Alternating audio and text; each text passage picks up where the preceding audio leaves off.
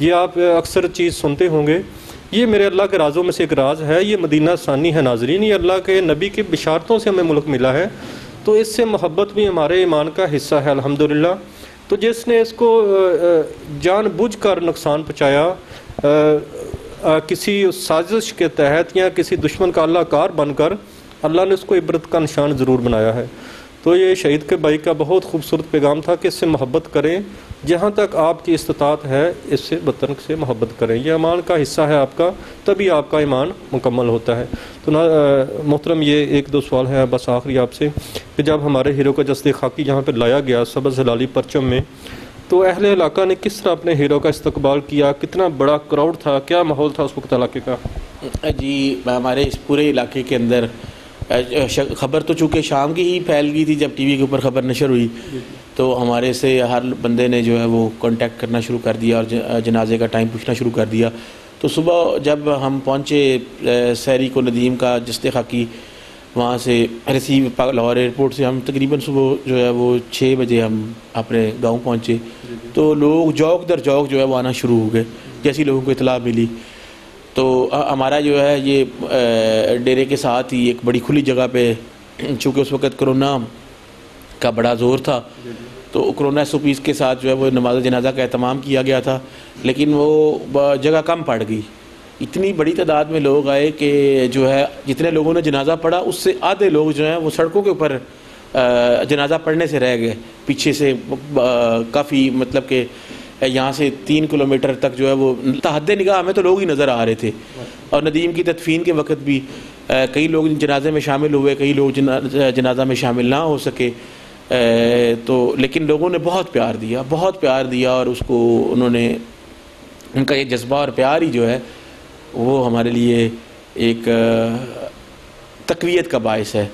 کہ اور یہ بات خوش آئند بھی ہے کہ دیکھیں کہ اس ملک پاکستان کو، میرا تو یہ ایمان اور یقین ہو گیا ندیم کی شہادت کے بعد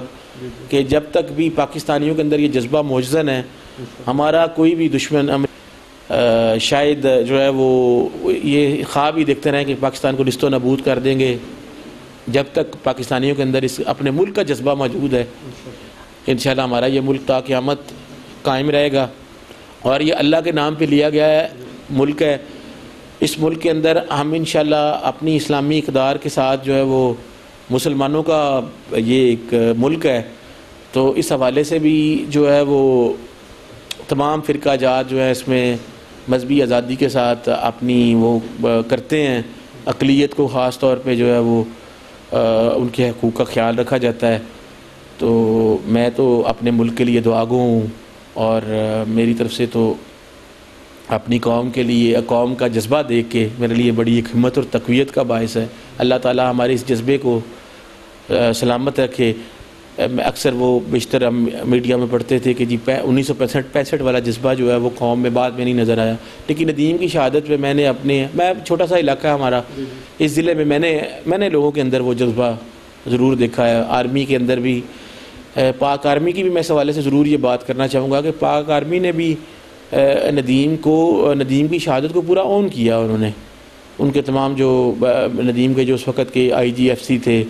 وہ بھی میجر جنرل سرفراز صاحب وہ بھی اس نماز جنازہ میں شریک ہوئے، اور آرمی کے دوسرے افسران بالا بھی، تو گائے بگائے جو نہیں آ سکتے تھے بڑے افسران، انہوں نے فون کے اوپر بھی تعزیت کی۔ تو اس حوالے سے جو ہے وہ میں یہ بات ضرور کہوں گا کہ آرمی بحیثیت ادارہ اور پاکستانی قوم، معاشرہ بحیثیت قوم، انہوں نے ہمارے ساتھ بہت پیار کیا ہے، اور اللہ تعالیٰ ان کا یہ پیار کا ہی ہے کہ ہم جو ہے وہ اپنے بھائی کی شہادت پہ فخر کرتے ہیں۔ یہ ایک ہم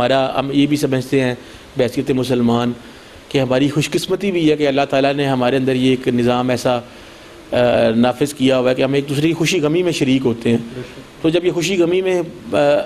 کوئی کسی کو واپس تو نہیں لا سکتا، کوئی آ کے یہاں پہ ندیم کو واپس تو نہیں لا سکتا، لیکن حوصلہ اور تقویت تو ضرور بنا سکتا ہے، اور اس سے آپ کے جو ہے وہ جذبات جو ہے وہ منتشر نہیں ہوتے۔ میں اس حوالے سے بھی اللہ تعالیٰ کا لاکھ لاکھ شکر ادا کرتا ہوں کہ اس نے مجھے ایک مسلمان گھرانے میں پیدا کیا، ایک مسلمان ملک میں پیدا کیا، اور مجھے یہ توفیق دی کہ میں جو ہے وہ اس کے راستے، اس کے دین پہ چلتے ہوئے اپنی زندگی کا جو ہے وہ طریقہ کار جو ہے اللہ تعالیٰ کے احکامات کے مطابق اپنی زندگی کا طریقہ کار جو ہے وہ، باقی تو ہم سارے انسان اس دنیا میں بستے ہیں، کوئی غیر مسلم بھی ہیں، لیکن اللہ تعالیٰ کا یہ لاکھ لاکھ شکر ہے کہ اس نے میرا تو کوئی کمال نہیں ہے اس میں، اللہ کی یہ رحمت اور فضل ہے کہ اس نے ہمیں ایک مسلمان گھرانے میں پیدا کیا. ہم اس کی ذات کا کروڑا بار شکر ادا کرتے ہیں کہ اس نے ہمیں مسلمان گھرانوں میں پیدا کیا اور ہمارے خاندان کو شہادت کا رتبہ جو ہے وہ ہمیں بھی اس فہرست میں شامل کیا کہ ہمارے خاندان کا بھی شہید ہے، تو انشاءاللہ ہماری آخرت کا جو ہے وہ آخرت میں ہمارے لیے توشہ آخرت بن جائے گا، ہماری بخشش کا سبب بن جائے گا. اس سے بڑا اور بندہ کیا شکر ادا اللہ کی ذات کا کر سکتا ہے. جی ناظرین، بہت خوبصورت جذبے بری ہمارے لیے قابل تنقید جو باتیں ہیں وہ کر رہے تھے، اور ساتھ اہل وطن سے بھی وہ کر رہے تھے کہ کس طرح ہمیں اس وطن کو آگے لے کے چلنا ہے. تو ناظرین، جب وہ جنازے کی بات کر رہے تھے تو میں آپ کو بتاتا چلوں کہ شہید کو جنازے کی ضرورت نہیں ہوتی، یہ میرا اللہ نے ان کو مبرر رکھا ہے، یہ مستثنی ہے جنازے سے، کیونکہ اللہ قرآن پاک میں کہتا ہے شہید زندہ ہے. تو ناظرین، زندہ کا جنازہ نہیں ہوتا، یہ پھر ہم کیوں اہتمام کرتے ہیں؟ نہ شہید کو غسل کی ضرورت ہے، نہ جنازے کی ضرورت ہے، نہ اس کو اس طرح ہے کہ ہمارا یہ ہم کرتے ہیں لوازمات کی ضرورت نہیں ہے، کیونکہ وہ زندہ ہے. اللہ کا قرآن پاک میں کہتا ہے کہ شبہ بھی نہ کرو، گمان بھی نہ کرو کہ وہ مردہ ہے. یہ صرف ناظرین ہم اپنے لیے کرتے ہیں کہ اللہ اس کی شہادت کی فضیلت سے ہمارے اعمال نامے میں کچھ کمی فرما دے اور ہماری بخشش کا ذریعہ بنا دے. تو یہ سارا ہم اپنے لیے کرتے ہیں، اور دور دراز سے لوگ یہ شہید کا جنازہ پڑھنے آتے ہیں. اور یہ الحمدللہ جس طرح ان کے بھائی بتا رہے تھے کہ 65-71 کی جنگوں کے بعد یہ میں نے دیکھا ہے عوام میں جذبہ. تو الحمدللہ ہماری قوم محب وطن ہے. تو سر آخر میں آپ سے میں پوچھوں گا کہ آج کل جو 5th جنریشن وار ایک چل رہا ہے، سوشل میڈیا جنگ، اس میں پاکستان اینٹی پاکستان جو ہیں وہ بہت زیادہ واویلا کر رہے ہیں. پاکستانی عوام اور پاکستانی فوج کو آمنے سامنے لانے کے لیے وہ بڑا کچھ کر رہے ہیں. جیسے انہوں نے 3-4 ملکوں میں ایکسرسائز کی، مسلمان ملکوں میں، ایران میں، عراق، شام، لیبیا وغیرہ، تو وہاں انہوں نے تہ و بالا کر دیا، ملک سارے برباد کر دی. ان کا سب سے پہلا وار یہی تھا کہ وہ عوام اور فوج کو آمنے سامنے کرتے ہیں، پھر ایک بہانہ ڈھونڈ کے تو وہاں وہ اٹیک کرتے ہیں. تو یہ پاکستان میں وہ کرنے کی کوشش کر رہے ہیں، لیکن ابھی تک وہ کامیاب نہیں ہو سکے. تو اس حوالے سے آپ کیا پیغام دیں گے کہ ہمیں اہل وطن کو کس طرح کی ایکٹیویٹی کرنی چاہیے، اپنے پاک فوج کے ساتھ کس طرح کھڑا ہونا چاہیے، ایز اے پاکستانی ہمیں کیا ذمہ داری ادا کرنی چاہیے کہ الحمدللہ جس طرح ابھی تک پاکستان اور فوج کا آپس میں تعلق ہے مضبوط، مستقبل میں اسی طرح رہے. ہم اس پراپوگنڈا کا کہاں تک تاثر وہ لیں ذہن میں، یہ ذرا پازیٹیو سے کریں. میں اس حوالے سے عرض کروں گا جو بات آپ نے کی کہ جو 5th جنریشن وار ہے، تو یہ اس کی ایک یلغار ہے سوشل میڈیا کے اوپر، اور خاص طور پہ پاکستان میں بھی جو ہے وہ اس حوالے سے ایک منظم پلیٹ فارم سے جو ہے وہ مختلف جگہوں پہ میری نظر سے بھی گزر پہنچوں کہ میں سوشل میڈیا کا یوزر بھی ہوں، فیس بک کا، واٹس ایپ کا اور یوٹیوب کا. تو اس حوالے سے جو ہے وہ کافی چیزیں گزرتی رہتی ہیں نظر سے. تو میں تمام جو اپنے اہل وطن ان سے ضرور یہ گزارش کروں گا کہ بھائی چونکہ میں نے ایک اس فیملی سے تعلق رکھتا ہوں جس نے فوج کو بڑے قریب سے دیکھا ہے. تو ہمارے جو یہ جانثار سپاہی شہید ہو رہے ہیں، ہمارے جو افسران شہید ہو رہے ہیں، تو یہ بالکل ان کی قربانیاں، اگر ہم اس 5th جنریشن وار کا شکار ہو گئے یا دشمن کے پروپیگنڈے کا شکار ہو گئے تو یہ قربانیاں رائے گاہ جائیں گی. ہم نے ان کے لہو کو رائے گاہ نہیں جانے دینا. اپنی فوج کے ساتھ ہم نے ہر جگہ شانہ بشانہ کھڑا ہونا ہے. اگر دیکھیں کسی بندے کو، کوئی بھی بندہ جو ہے وہ اپنی جان ہتھیلی پہ رکھ کے تو نہیں باہر نکلتا. ہمارے فوجیوں تو کنٹرول لائن کے اوپر دیکھ لیں، آزاد کشمیر کے پاس، اور عالمی سرحد کے اوپر دیکھ لیں،